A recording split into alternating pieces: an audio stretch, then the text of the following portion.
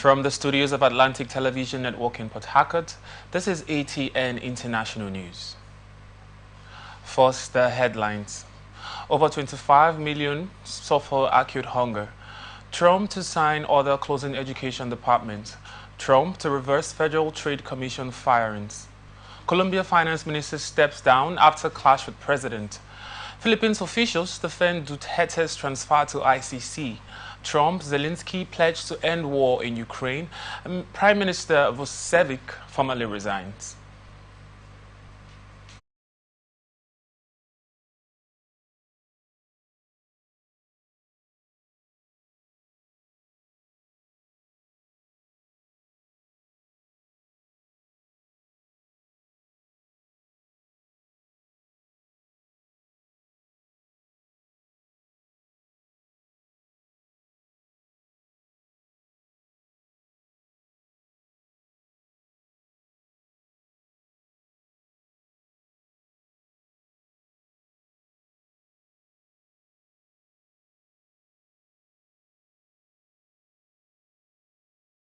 Court of supplies, but doctors have to ration the therapeutic milk and other products used to treat them.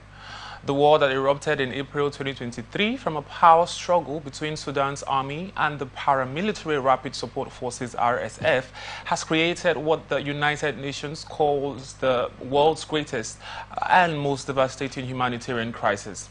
About half of Sudan's population of 50 million now suffer from degree of tensions have prevented deliveries of aid and commercial supplies, pushing the prices of goods beyond most people's reach. More than 14,000 children under 5 years old suffering from severe acute malnutrition last year, and another 12,000 with a more mild form, said Azar Baibika, head of the Therapeutic Nutrition Department. Rwanda-backed M23 rebels pressed deeper into Congolese territory a day in the town of Walikale late on Wednesday, residents told reporters. Gunfire was ringing out from near the town's Yangbangi neighborhood, said Walikale residents and Genvia Kabtua. An army source who asked not to be named said the rebels were battling soldiers and pro-government militias after overrunning an army position outside the town in a surprise attack. Walikale, which is an area rich in minerals including tin, is the farthest west M23 has reached during its unprecedented advance this year. The town of about 15,000 people sits about 125 kilometers, approximately 80 miles, northwest of Eastern Democratic Republic of Congo's largest city, Goma, which the rebels seized in January and puts them within 400 kilometers of Kisangani, Congo's fourth biggest city. The westward advance forced Alpha Mine Resources last week to suspend operations at its Bisietin mine, about 60 kilometers northwest of the conflict since a 1998 to 2003 war that drew in multiple neighboring countries. On Tuesday, Congo President Felix Tshisekedi and his Rwandan counterpart Paul Kagame met in Qatar for their first direct talk on the condition of anonymity before an announcement.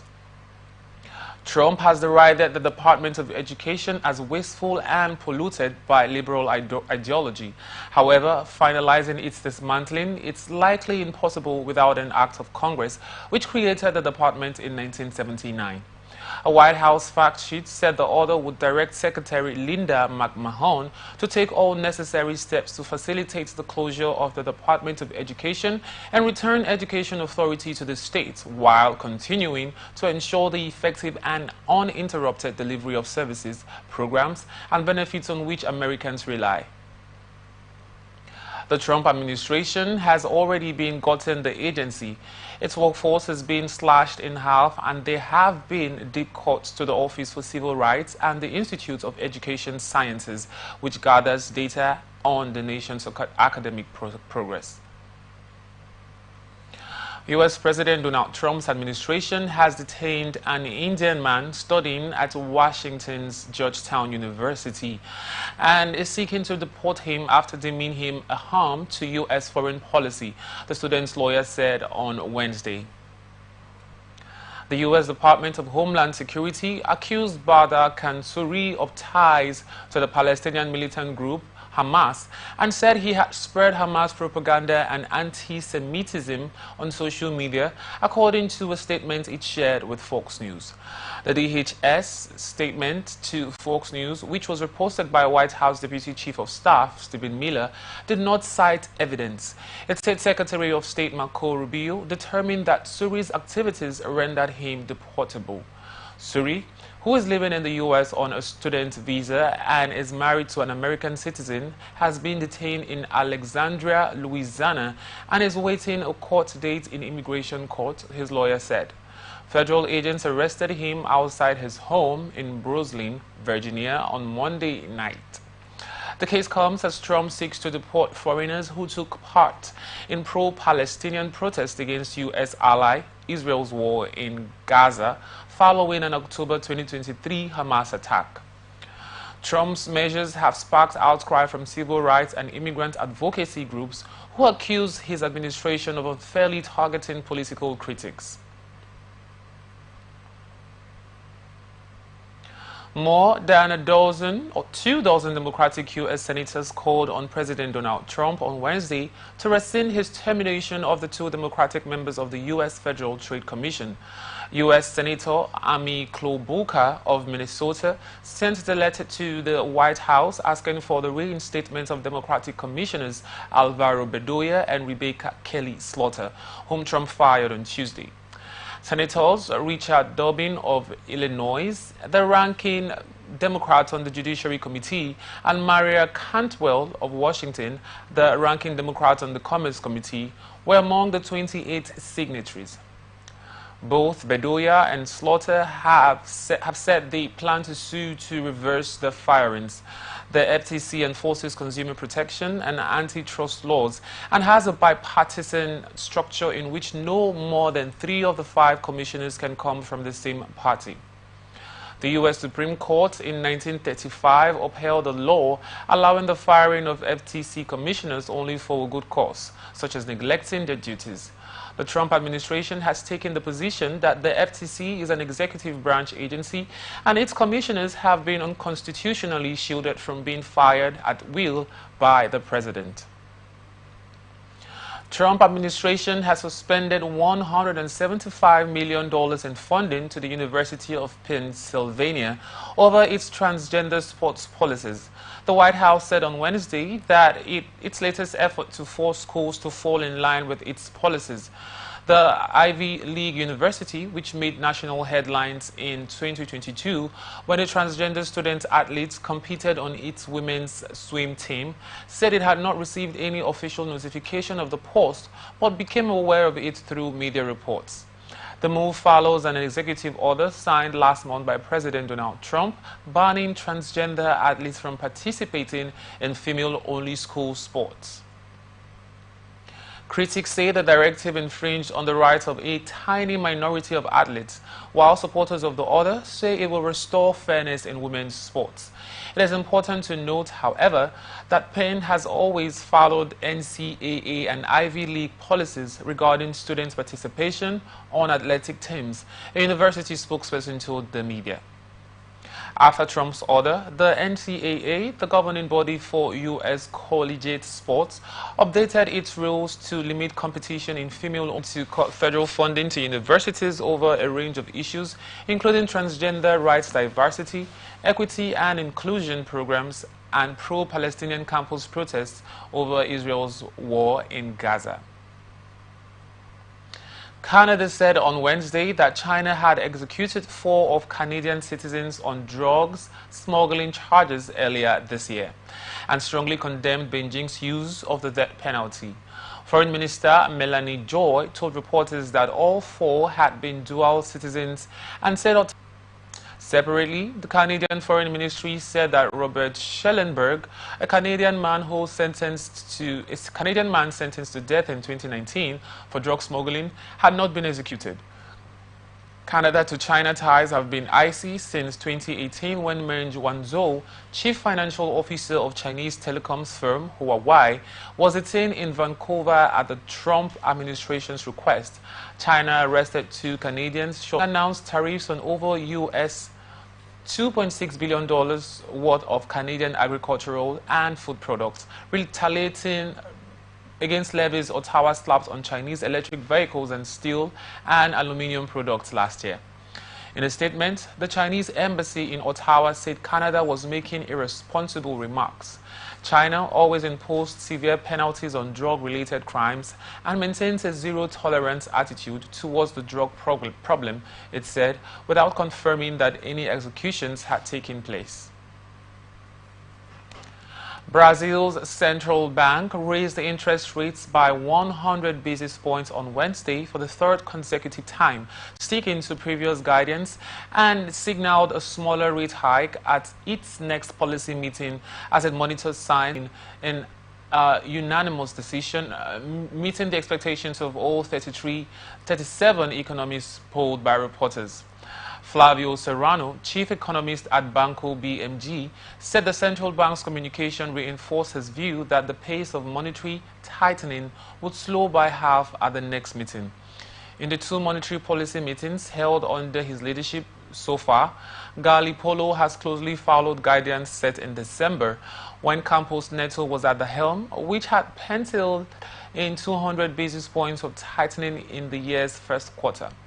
Attention has now centered on Galipolo's signals about bringing inflation back to target as Lula grapples with low approval ratings and ramps up stimulus to spur consumption at odds with the central bank efforts to cool economic activity. The Brazilian central bank's decision came on the same day the U.S. Federal Reserve held rates steady, assessing the new Trump administration's policies before moving ahead with lower borrowing costs. Argentina's lower house on Wednesday gave its stamp of approval for the government to kick off talks with the International Monetary Fund, IMF, a key hurdle for the program the country needs to get its finances in order. The lower chamber of deputies, in a divided vote, passed a decree issued by President Javier Milei's government earlier this month that supported a new IMF program. Congress could have blocked the decree if both chambers voted against it. Argentina, which is battling with negative net foreign currency reserves after years of overspending, currency crisis and regular defaults, is the IMF's biggest borrower with 22 loan programs to date. It is still repaying a 2022 $44 billion deal. The government says a new deal is needed to bolster the central bank's accounts and allow the country to move towards undoing capital controls that have been in place since 2019, and that it says stimulate business and investment. Milei's Libertarian Party has only a small minority in Congress, but he has pushed through some of his agenda by winning over conservative and moderate allies. Milei, flanked by his sister, a close advisor and political ally, and Economy Minister Luis Caputo, chaired the measures passing in a photo uploaded to social media. Canada's population in the fourth quarter increased at the slowest pace since the pandemic data showed on Wednesday, as the government crackdown of immigration announced last year takes shape. Its population in the quarter ended December 31st rose by 0.2% to 41.53 million people and marks the slowest growth rate since the fourth quarter of 2020, when it grew by 0.1%, Statistics Canada said. The moderate pace was primarily led by a reduced number of non-permanent residents. Canada had been welcoming of migrants, but immigration contributed to an affordability and housing crisis last year. Facing growing discontent, late last year, former Prime Minister Justin Trudeau announced measures expected to result in a population decline of 0.2% in both 2025 and 2026. The new plan is set to bring in 395,000 new permanent residents in 2025, 380,000 in 2026, and 365,000 in 2027, down from 485,000 in 2024. Industry groups have warned that slowing immigration could impact availability of labor and hurt demand, especially at a time when tariffs from the U.S. have already started hurting consumer and business sentiment. There were 28,341 fewer non-permanent residents in the country on January 1, 2025 than on October 1, 2024, StarTimes said, adding that it was the largest decline since the third quarter of 2020 when Canada welcomed roughly 68,000 people. The non-permanent residents in the country at the end of the fourth quarter made up 7.3% of the total population, marginally down from 7.4% in the end of the third quarter, data showed. Colombian Finance Minister Diego Guevara announced his resignation on Tuesday amid clashes over budget cuts and just hours after lawmakers rejected the labor reform championed by leftist President Gustavo Petro. Analysts say Guevara's exit after just over 3 months.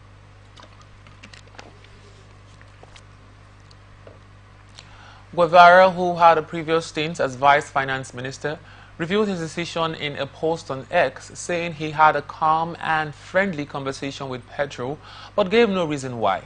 A source from the presidential palace said Petro and Guevara disagreed over budget cuts, and Guevara resigned on Monday night. Petro, the South American nation's first leftist leader, has recently placed 12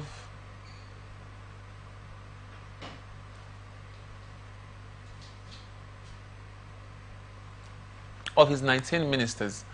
Radio station Caracol said Guevara is to be replaced by German Avila, the head of Grupo Bicentenario, a holding company created 6 years ago of firms in which the government holds a stake.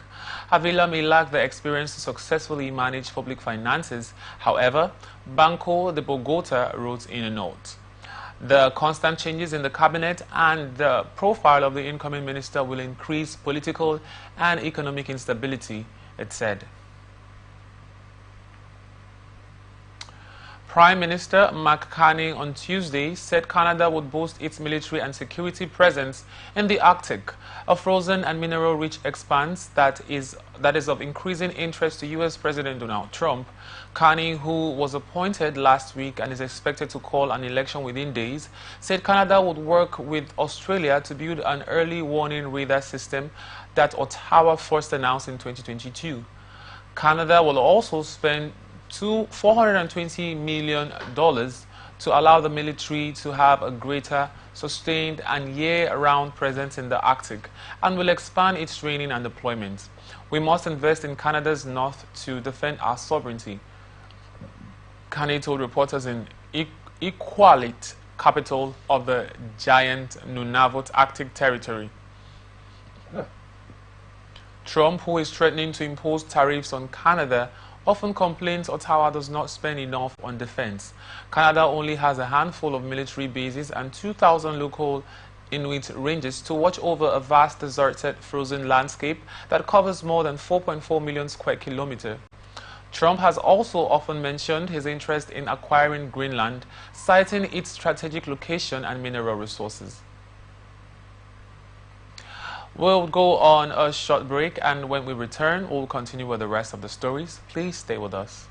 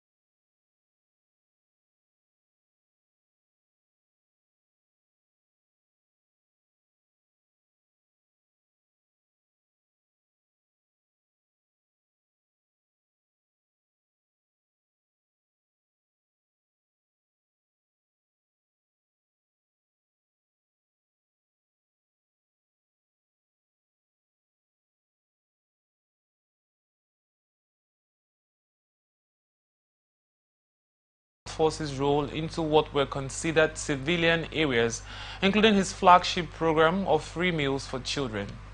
Riot groups have criticized the increased military involvement because they fear it may lead to abuse of power, human rights violations, and impunity from consequences for actions. The government has said that the bill requires officers to resign from the military before assuming civilian posts at departments such as the Attorney General's office, and a lawmaker has said officers could not join state-owned companies to counter concerns the military would be involved in business. Some students had camped at the back gate of Parliamentary building since Wednesday evening, protesting the law and demanding the government pull out of military personnel from civilian jobs. Police officers forced them to leave the building, but they refused. One protester, New Zealand Defence Force, is looking to cut 374 civilian positions as it attempts to reduce costs and remain within its budget, it said in a statement on Thursday. The statement said the Defence Force would de-establish 667 roles and create 293 new ones. Of these, 287 positions are currently vacant, so the headcount will be reduced by about 80 civilians, it noted. The proposed cuts are due to the NSDF having to continue to prioritize its outputs and find the savings required to stay within its budget appropriation while maintaining combat readiness and delivering on core military activities, a spokesperson for the Defence Force said in an email. No time frame was given on when a financial decision on the job cuts would be made. The New Zealand Defence Force had 3,294 civilian staff, according to its 2024 annual report. The country's national security strategy in 2023 said that New Zealand was facing the most challenging strategic environment in decades, and the country needed to spend more money on its military. Plans to increase spending on defense, which is less that of 1% of GDP, will come with the release of the Defense Capability Plan. The plan was due last year, but it's expected to be soon. New Zealand Defence Minister Judith Collins said the job cuts were an operational matter for the New Zealand Defence Force. I trust the NSDF is ensuring taxpayer dollars are being spent to achieve maximum effect while prioritizing military outputs, Collins said. Philippine officials on Thursday defended before the country's Senate the arrest and transfer to the International Criminal Court of former President Rodrigo Duterte, as they faced allegations as he was illegally abducted at the behest of a foreign institution. Duterte is said to be the first Asian former head of state to go on trial at the ICC after he was arrested last week and sent to The Hague, where he faces accusations of murder as a crime against humanity over a war on drugs that killed thousands of people and defined his 2016 to 2022 presidency. The government's decision to hand Duterte over triggered a backlash among his supporters, family and allies who have petitioned the Supreme Court, arguing the arrest was illegal and the ICC no longer has jurisdiction in the Philippines. Duterte appeared before the ICC's pre-trial chamber on March 14 and remains in ICC custody, with his next appearance scheduled for September. Justice rendered by a foreign country is not justice. It's slavery, said Senator Ime Marcos, who presided over Thursday's televised hearing. Duterte's arrest followed years of him taunting the ICC in profanity-laden speeches since he unilaterally withdrew the Philippines from the court's founding treaty as it started looking into allegations of systematic extrajudicial killings of drug dealers and users on his watch. Duterte has assumed full responsibility for the killings but denies he led a campaign of systematic murder, and he says he instructed police to kill only in self-defense. Freed Ukrainian prisoners of war celebrated on Ukrainians as a goodwill gesture, following phone call between U.S. President Donald Trump and Russian President Vladimir Putin. But just hours after that call, in which a deal was reached to pause attacks on energy infrastructure, both Russia and Ukraine has accused each other of violating the new agreement. Moscow said Ukraine hit an oil depot in southern Russia, while Kiev said Russia had struck hospitals and homes.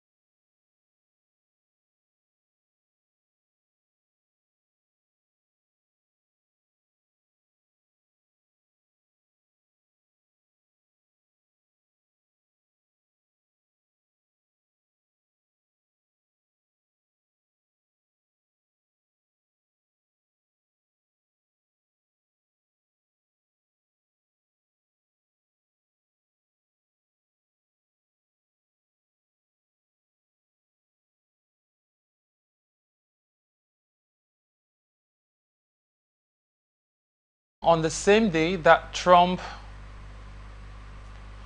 had a phone call with Ukrainian President Volodymyr Zelensky that Trump described as very good. Before their conversation, Zelensky said Moscow's continued attacks showed its words did not match its actions and that Russia was not ready for peace. He also said that the United States should be in charge of monitoring any ceasefire.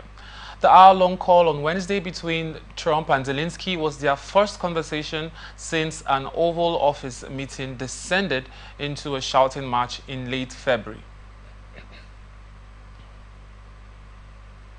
One person has died after a boat carrying migrants trying to cross the English Channel from France got into difficulties overnight, said a local French authority on Thursday.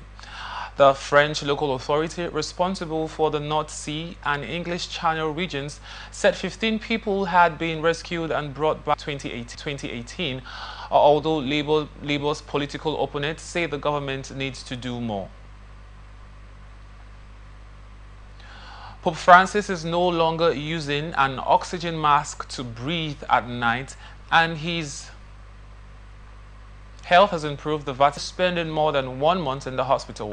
Francis, 88, had been using non-invasive mechanical ventilation overnight during his stay at Gemelli Hospital in Rome, Italy, for a severe respiratory. Relations between Russia and ex-Soviet Moldova's pro-European government had deteriorated sharply, with Moldovan President Maia Sandu repeatedly denouncing Moscow's invasion of Ukraine and accusing the Kremlin of trying to unseat her. A statement on the Russian Foreign Ministry website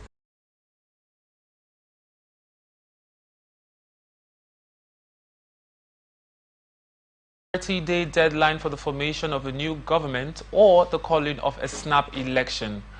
Vucevic, the head of the ruling Serbian Progressive Party SNS and an ally of the populist president Aleksandar Vučić, resigned on January 28 amid protests sparked by the collapse of an awning at a train station in the northern city of Novi Sad last November, in which 15 people died. More than 100,000 protesters descended on Belgrade on Saturday for one of the largest rallies in decades. The protesters say the train disaster was a symptom of widespread corruption and mismanagement, which the government denies. Under the Constitution, President Vucevic now has 30 days to propose a new Prime Minister designate to lead the government until 2027, when both parliamentary and presidential elections are scheduled. The Serbian parliament has acknowledged the resignation of the Prime Minister, and the government mandate ends, Parliamentary Speaker Ana Brnabić said. The deadline for the new government is April 18 at midnight. If Vučić fails to appoint a new Prime Minister designate within the deadline, election would be triggered within 45 to 60 days.